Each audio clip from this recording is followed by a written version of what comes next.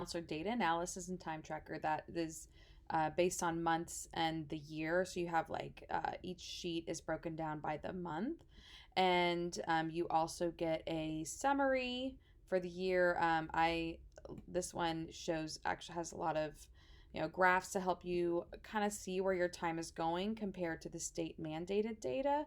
And so I want to go ahead and show you this, and I'll also show you the other sheet I used with it. And on the front page, you do have definitions of the different times and examples of what go into those categories.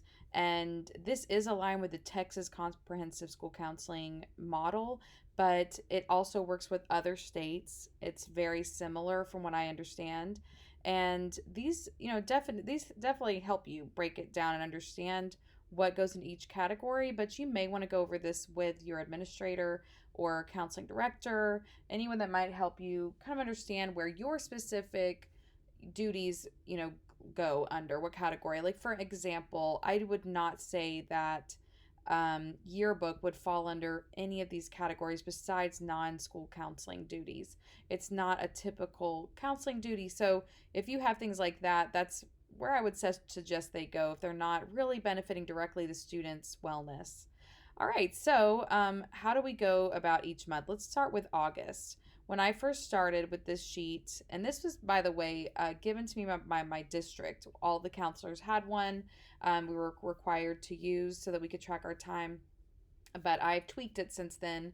But I am providing it for free because, like I said, I did this. This originally came from my district, and I think it's really helpful for counselors to have so that they can advocate for their time. So you can see I went in here and just added the minutes, and then I realized it would be a lot easier if I use both my daily/weekly tracker, where I go ahead and, let me just go to the sample one where I type in what I did and what they fall under, what category, and it gives me a summary down here that I can easily copy and paste. So I can just go like this. And you can see this is for LPC stuff, so you probably won't need those.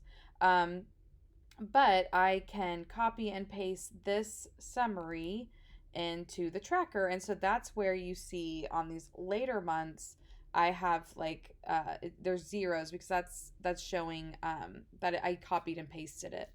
All right, so I was able to get a lot more specific and actually did save me time because I was able to just copy and paste it into these sheets. So each month you can see I've done this. Now, something that's really interesting is at the bottom of the sheet, it does tell you what percentage of time you've spent in each one of these categories. You can see I did not spend a lot of time in individual planning because I was an elementary school counselor. So if you were a high school counselor, this number is probably going to be quite larger. Not only is the bar graph, you're going to be expecting you to spend more time in that category, but you probably will be spending, talking to kids about their schedules and their plans for high school and beyond. So you can kind of see that each month they have that. It breaks it down. Whether you like bar graphs or you like the pie chart better, it lets you see where all your time is being spent. You can see in January, I spent a lot of time on non-counseling duties. Right around this time, my principal and I sat down and looked at it, and he was able, and this was a great tool for me to advocate for 504s to come off of my plate where I wasn't the coordinator. I was helping, but I was no longer the coordinator. So that number, that percentage did eventually get smaller. It did shrink. Of course, sometimes duties or you get things replacing stuff that gets off your plate. But this summary is helpful for the year.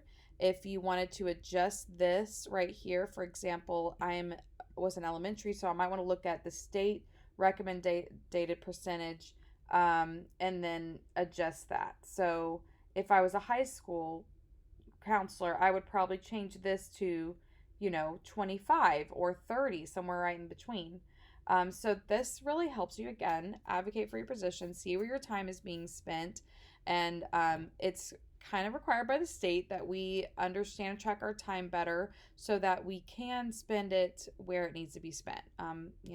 These responsive services going to take up a large chunk of your time. It should take up a large chunk of your time because that is, we're the experts there. So if you have any suggestions for future edits or additions, I would be happy to do that. This one is ready to go for the year, for the 2024-2025 school year. It also includes summer months.